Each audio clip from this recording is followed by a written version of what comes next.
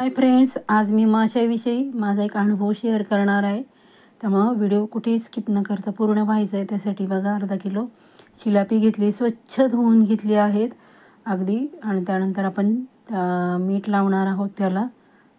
खूप सुंदर.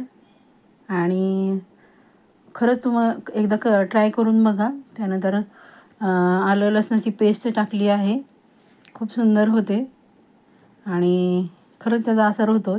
त्यामुळे व्हिडिओ कुठे स्किप करू नका, शेवटपर्यंत पहा म्हणजे तुम्हाला कळेल.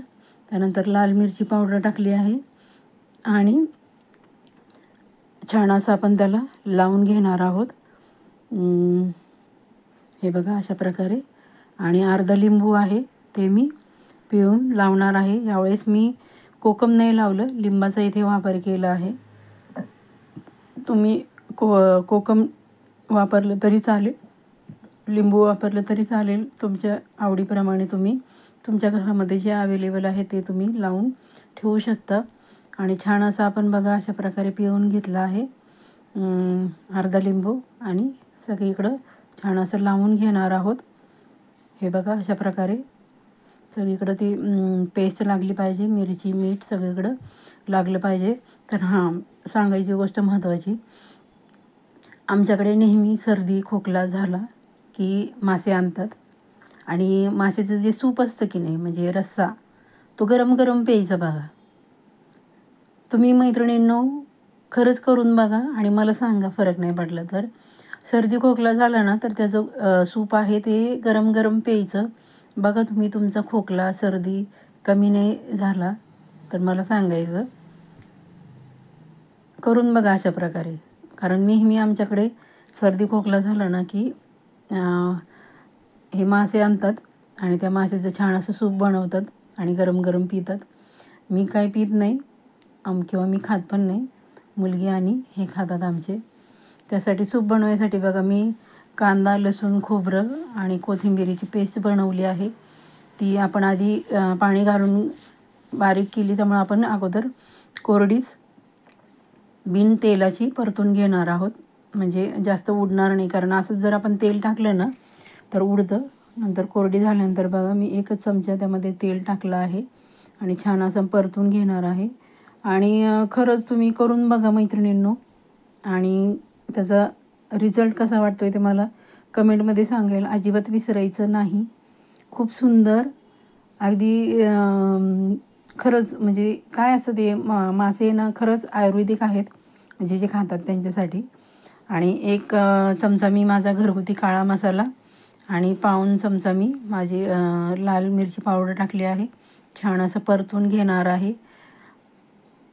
खूप सुंदर चव लागते अशी म्हणतात घरातली. मी म्हणजे जेव्हा खात होते तेव्हा पण कधी खाल्लं नाही, पण म्हणतात असे.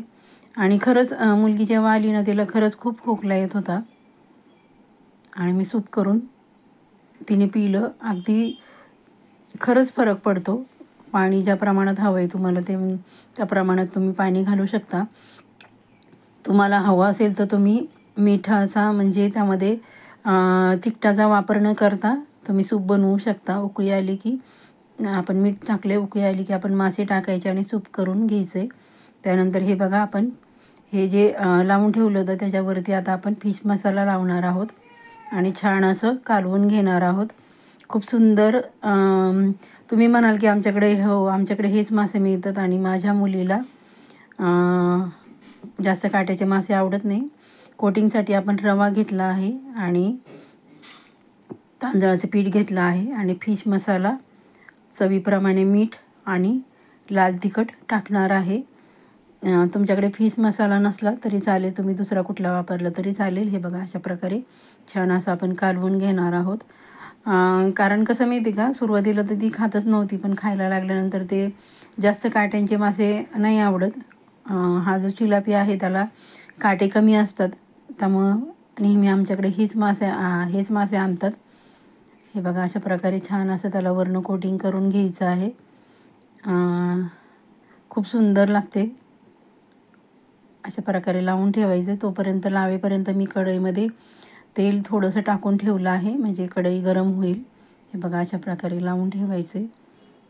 जेवढ्या प्रमाणात तुम्हाला करायचं आहे तेवढ्या प्रमाणात तुम्ही पीठ कालवू शकता. हे बघा, तोपर्यंत आपली कढई पण छान तापली आहे. आपण एक एक पीस त्यामध्ये सोडणार आहोत. मी जास्त तेलाचा वापर करत नाही. तुम्हाला जर हवं असेल तर तुम्ही तळून पण घेऊ शकता.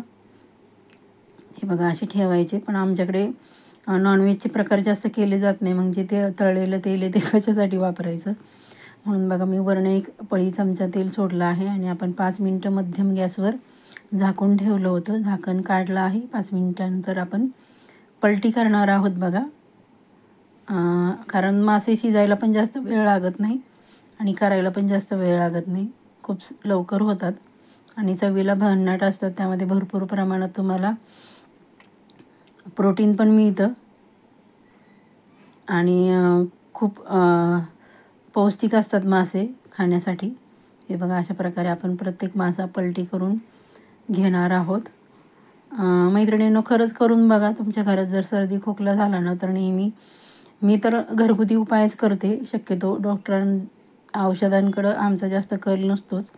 घरगुती उपायावरच सर्दी खोकला कमी करतो आम्ही. त्यानंतर पुन्हा 5 मिनटं मंद गॅसवर बघा छान असे शिजवून घेतले आहेत.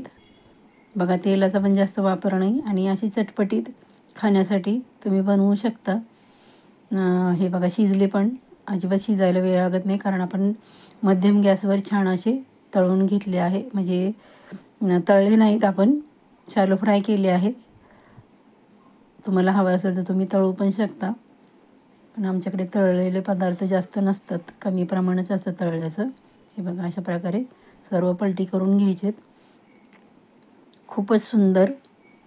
हे बघा, किती सुंदर झालं आहे बघा. चला मग, पटापट लाईक, कमेंट्स आणि शेअर करायची रेसिपी आवडली तर. आणि माझा व्हिडिओ शेवटपर्यंत पाहता त्याबद्दल आपणा सर्वांचे मनापासून खूप खूप धन्यवाद मैत्रिणींनो.